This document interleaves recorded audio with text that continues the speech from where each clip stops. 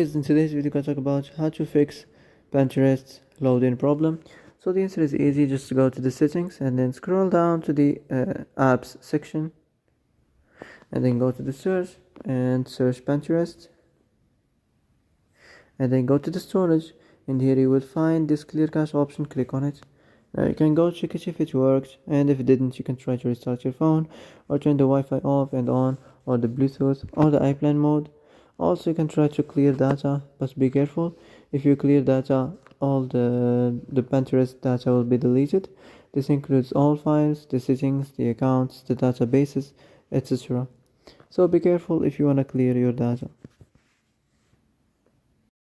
So that's it for today's video. I hope this is the answer you've been looking for.